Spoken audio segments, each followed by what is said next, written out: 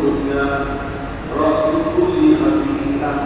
তো দুনিয়ার মহব্বত এমন ভাবে যদি মানুষকে গ্রাস করবে, তো তাহলে তারে দিয়া এমন কোনো অপরাধ নাই যেটা তারে দিয়া করা সম্ভব। সকলে বলি নাউজুবিল্লাহ। কেন? দুনিয়ার মহব্বত। এই বছর তো সবাই জানে এই সপ্তাহে কত বড় ঘটনা হয়ে যায় দুনিয়ার মহব্বত। বয়স হয়ে গেছে 40 বছর, 50 বছর, 60 বছর, এরপর দুনিয়ার মহব্বত চায় না।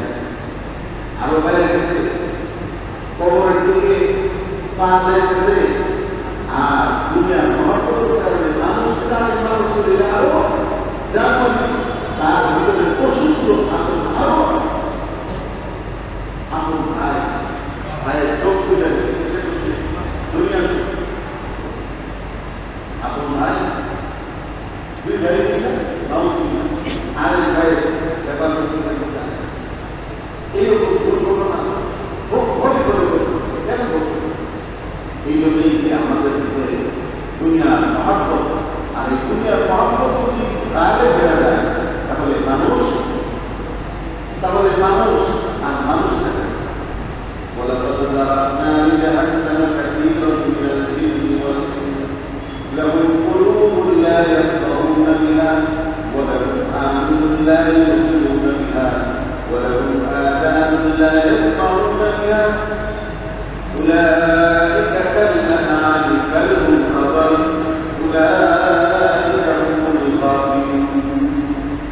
দুনিয়ার মহব্বতের কারণে কান আছে, কান দিয়ে ভালো কথা শুনে না, চোখ আছে, চোখ দিয়ে সে ভালো দেখতে গেলে হৃদয় দিয়ে ভালো করতে পারে নাই। এই জন্য মানুষটা এখন মানুষ নাই, মানুষটা এখন দেখতে পারো, কিন্তু আসলে এটা দুই পায়ে জানুয়ারি করে দিবে, দুই পায়ে জানুয়ারি। এই জন্য দুনিয়ার মহব্বত, দুনিয়ার মধ্যে চলতে গেলে হুজুর গানে তিনি বলেন, দুনিয়ার মধ্যে চলতে গেলে দুনিয়া নিয়েই চলতে হবে।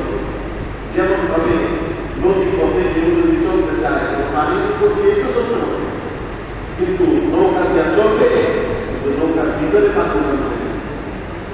ঠিক তদ্রূপ দুনিয়ার মতো আমাকে চলতে হবে, কিন্তু দুনিয়ার মহব্বত আমার অন্তরের মধ্যে ঢুকাইতে পারবো না।